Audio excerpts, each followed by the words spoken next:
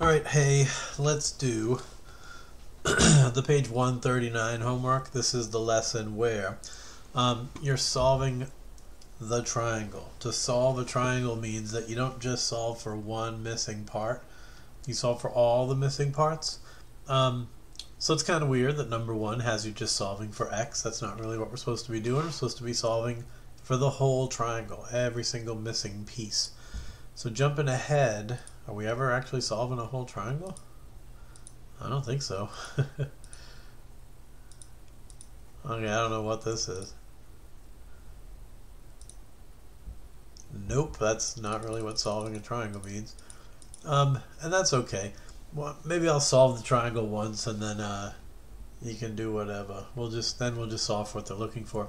But to solve a triangle really means you should be solving for every missing piece. So we should find x, but we should also find y because we don't have that. And we should also solve for this angle down here because we don't know that either. So solving a triangle usually means there's three different things to find. And so for us, there's a side called x. You'd have to find that. Then there's a side called y. You got to find that. And then there's an angle called z. So z degrees. We got to find that. Now the easy one to find is usually the angle. If you've already got two angles, then finding the third angle is a piece of cake because you just do 180 minus the 90 that you've already got minus the 63 that you've already got. And then what's left, of course, would be z. So if you take 90 away from 180, of course you're left with 90.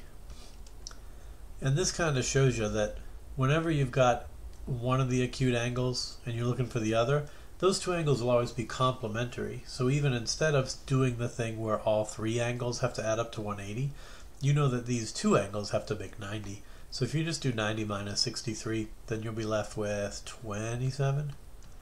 And we could say that z is 27.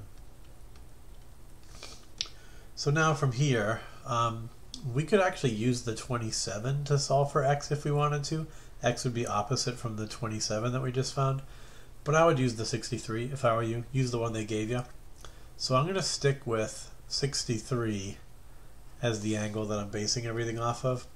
And using 63, x would be adjacent, y would be opposite, and 16 would be the hypotenuse.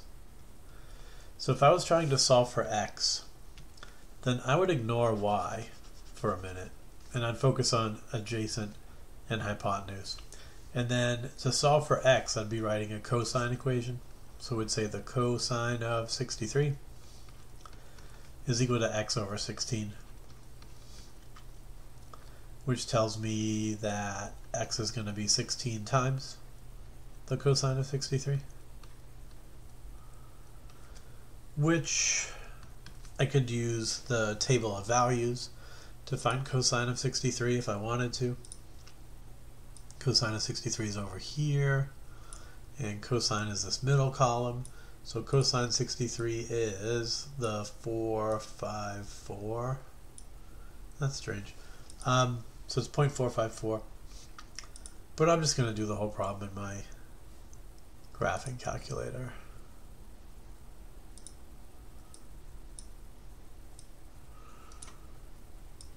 There you go.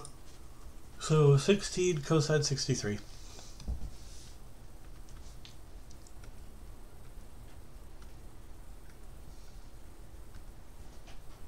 Enter.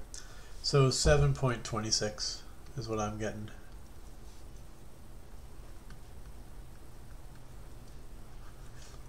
And that's x. But if you're solving the whole triangle, then we're technically not done because we got our one angle, we got a side, but there's still another side to find. We still have to solve for y. So I told you a minute ago to ignore y so that we could solve for x. Well, now it's time to ignore x so that we can solve for y. So I'm still going to use the 63-degree angle, which means y is opposite and 16 is hypotenuse. That means that to solve for y, we should switch over to a sine equation. And we'll say that the sine of, let me move this calculator. I'll cover up my face with it. You don't need to see my face. So the sine of 63 is equal to the opposite side, which is now y, divided by the hypotenuse, which is 16. And if you cross multiply, then you get y equals 16 sine 63.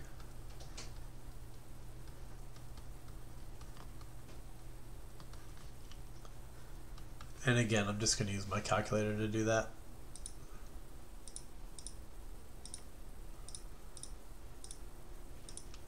And that one comes out to 14.26.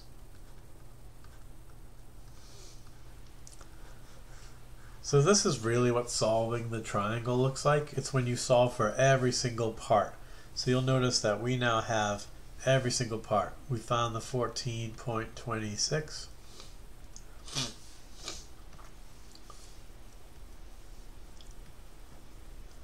And remember, we already have the other parts, right? We know that we also got a 90-degree angle, a side that is 16, and an angle that's 63. So we have all 6 parts of that triangle. That's what solving the triangle really looks like. But if these problems are going to ask you to do just one thing, then that's fine. So we're moving on. Remember, you don't have to do number 2, because I said in class that we really only have to do the odds for our homework. So we're going to do 1, then we're going to go do 3.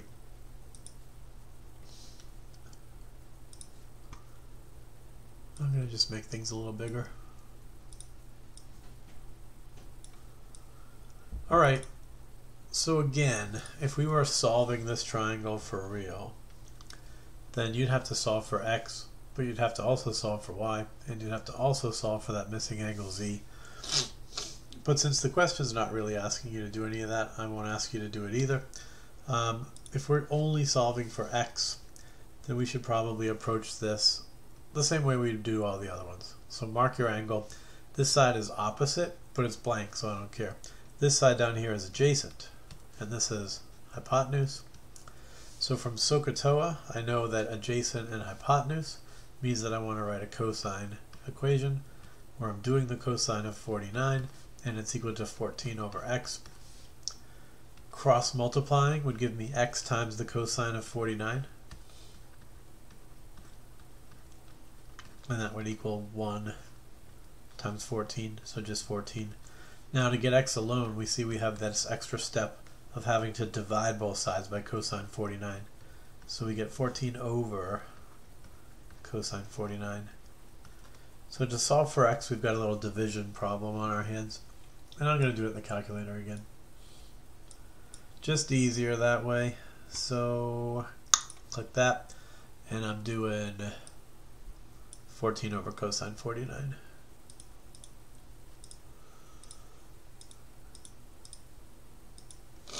Which has given me 21.34.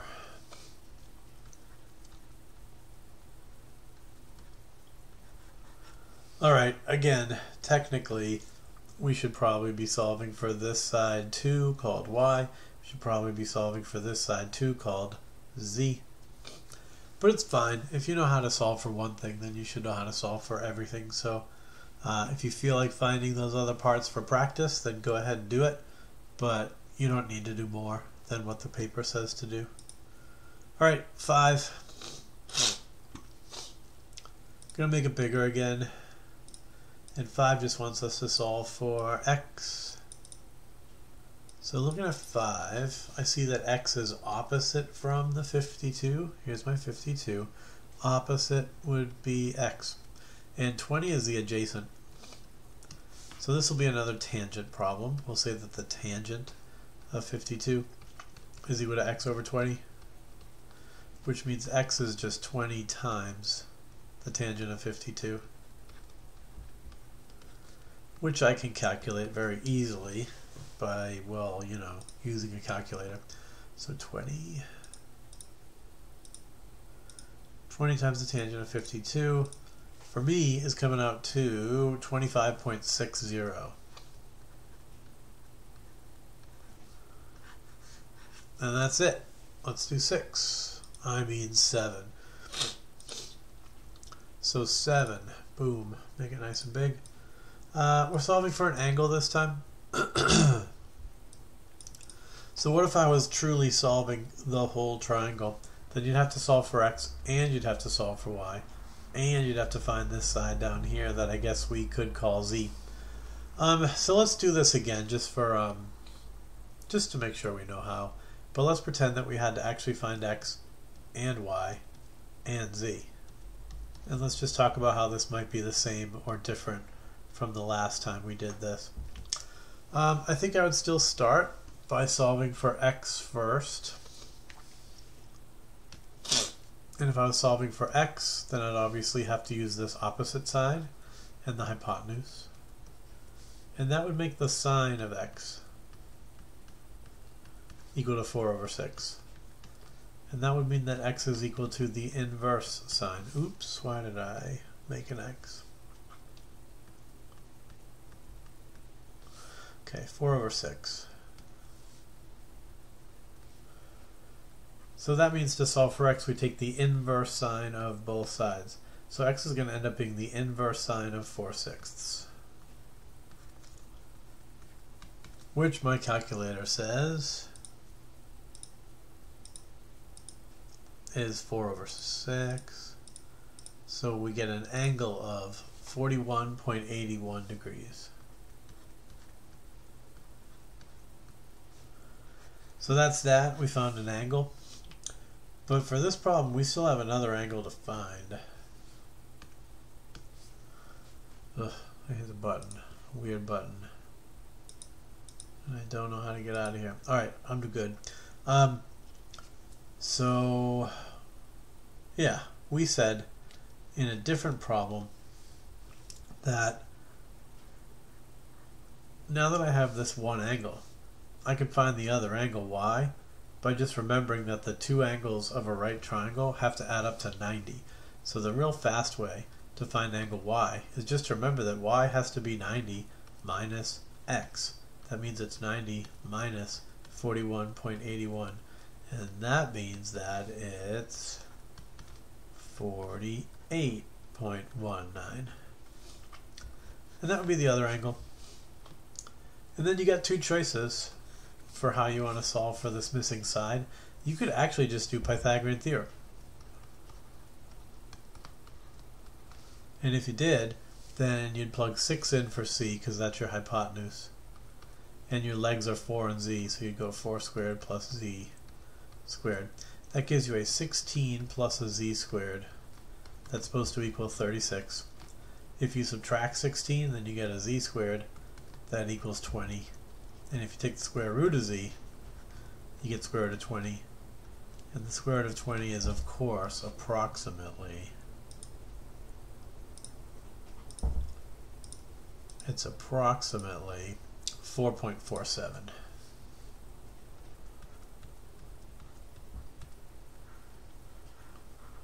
Okay. Oh, rats. My calculator is in the way again. There it is. There's your work. Alright. So how do we do that problem? We just did Pythagorean theorem. We plugged in the lengths of the sides. No big deal, really. So hopefully that made sense. But super fast, there is another way that we could have solved for z, and that is to use trigonometry. We've got the angles now, so we could use the angles that we already found and see what we get. How do I separate this stuff out? Oh, is that the problem? Is that the problem? That's the problem. Let me lock that. Lock. I said lock. Lock. Alright. I was trying to grab all this so I could shrink it down. And make a little more room. Shrink these twos down too. Put those back. Okay, whatever. What was I doing? I think we were about to try to solve for z a different way. Remember, we just said that x is 41.81. So if you let x be 41.81, then we can still go back to saying 4 is my opposite side. And z is the adjacent side that I'm trying to solve for. So another way that you could solve for z is to just say that the tangent of 41.81 is equal to the opposite side 4, divided by the z that we're solving for. Now this should give the same answer we already found, the 4.47, but it'll probably be off by a little bit because as we were working we rounded some stuff off. This 41.81, that's not the exact angle. Remember, we rounded that off, so that's going to throw our numbers off. But to solve, I would cross multiply, and of course I would get a z times a tangent of 41.81, and that would equal 1 times 4, which is 4. So to solve, you would divide, and the tangents of 41.81 would cancel out over here, and you'd end up with 4 divided by tangent of 41.81.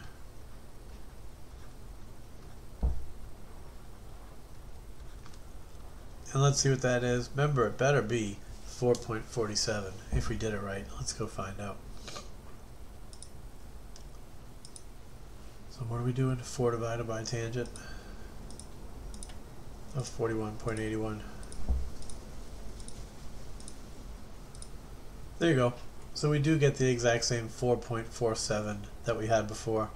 Now we know that the answer is actually exactly square root of 20. So just out of curiosity, let's see how much we're off by. Not too bad. We had 4.4721. Those all match. We don't have a difference till we get out to the 5th decimal place. So you know that our answer is pretty good. So 4.47 is going to be just fine as our answer.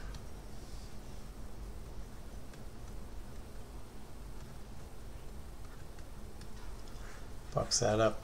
Alright, so again, that was if we wanted to solve the whole triangle. This is 2 different methods for solving for z. So this is method 1. This is method 2. And obviously you could use either method. I wouldn't care which method you used. Alright, moving on from 7 to 9. Here's another problem. I won't solve the whole triangle again like I did last time. We'll just solve for x, and we'll do that by noticing that 12 is opposite from x, and noticing that 54 is the hypotenuse. That means that x should probably go into a sine equation, where the sine of x is equal to the opposite side 12 divided by the hypotenuse, which is 54. That seems to mean that the sine of x is equal to 12 over 54, whatever that is. Well, 12 over 54 is 0.22222222, so it's 0.2222. So again, one way to solve for x would be to just look on our chart. Remember this chart? We're going to go hunting for 0.222222 in the sine column. There it is, right there. It's somewhere between 12 and 13. And notice it's really, really close to 13, so it's probably like 12.8 or 12.9. But it's somewhere between 12 and 13, which again is a perfectly valid answer. You can say that x is just somewhere between 12 and 13. And if you don't have a scientific calculator, then there's nothing more you can do. But if you do have a scientific calculator, then you're going to do inverse cosine of 0.222 forever. And let's see what we get as a more exact answer. So if I go back to the calculator, and this time I type in second inverse sine of, you know what, sure, I'll just type in a mess of 2's, 222, that's probably enough. And then say enter. And it's 12.84.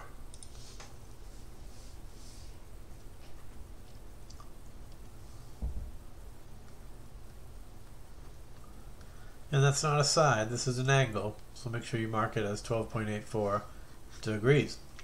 And that's it from 9. Let's move on. Let's do this problem, which again looks kind of like more of the same. Opposite from x, you'll find the 10. Adjacent to the x, you'll find this 22. And up here you find the hypotenuse. Completely blank, so we don't really need to worry about it. But if we're working with opposite and adjacent, that's the TOA in SOHCAHTOA. So we're going to write another tangent equation. We'll put x in parentheses. We'll set it equal to 10 over 22. And one way to solve this is, I do not want that color. is to take the inverse tangent of both sides.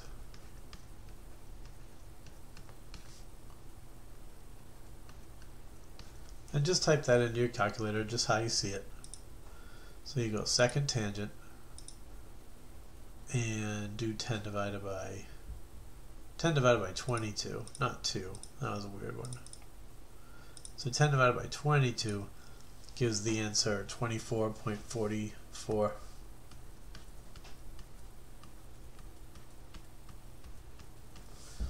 But this should have been 22. That's my bad.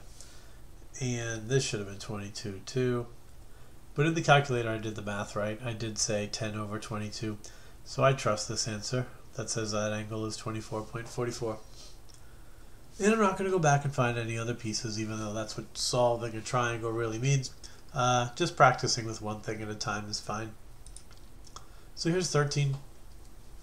We kind of talked about these problems already. Basically, these problems just have two right triangles smushed together.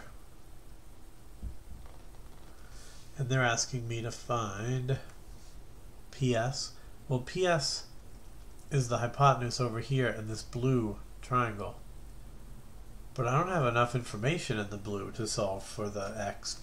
But I do have more information over here. So that's the plan, is we actually have to solve for Y as the leg of this red right triangle, because then we'll have Y in the blue triangle too, and we'll be able to solve for X. So to solve for Y, well, what is it? It is opposite from the angle, and 39 is adjacent. So to solve for the red triangle, to solve for Y, we got to do tangent. And it's the tangent of, what is that, 28? Yeah, 28. So it'll be the tangent of 28 equals Y over 39, which I cross multiply. So I get 39 times tangent of 28. And that equals Y. So we'll figure that out. 39 times tangent of 28. 20.74.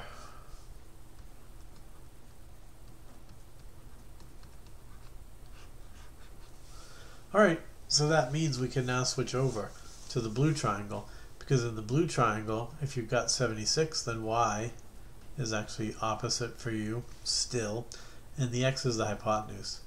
So if we're now working with opposite and hypotenuse, then we need to write a sine equation. A sine equation where we're doing 76.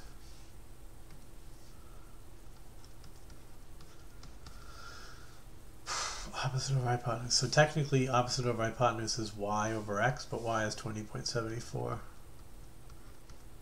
So fill that in, divided by X.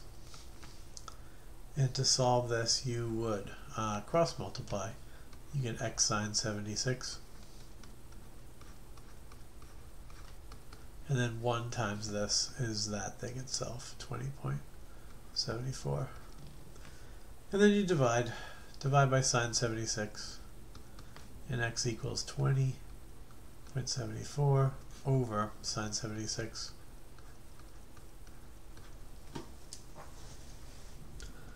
So let's go see what that's worth. 2074 divided by sine 76. Okay, 21.37 degrees.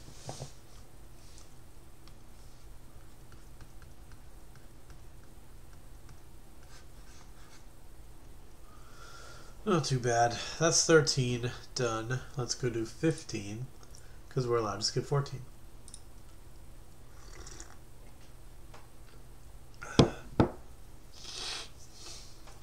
Alright, so this says Max built a skateboarding ramp. So let's draw some ground. Let's draw a ramp. Boop, boop. That's a ramp. It doesn't have to be pretty, but it says that it's 16 inches high. I would assume that's this dimension. Then it says the angle formed by the ramp and the ground is 21. That's definitely this. angle 21. It says what's the length of the ramp. So length of the ramp would be this guy here. So alright, what do we do? I think we mark the parts. Opposite from 21 is the 16. And across from the right angle is this, so that must be the hypotenuse. So it sounds like we should solve this problem by writing a sine equation. And set that equal to 16 over x. So cross multiplying would give x times sine 21 equals 16, so you divide by sine 21. That's what would get x alone. It's going to be 16 over sine 21. And then we can figure out what that is in our calculators. So 16 divided by sine 21. 44.65.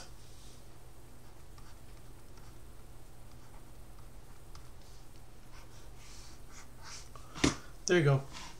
Is there a 17? Nope. Then we could be done.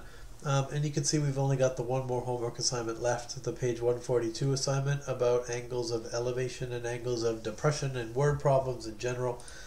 So tune in for that one if you need it. I'll talk to you on Monday. Bye.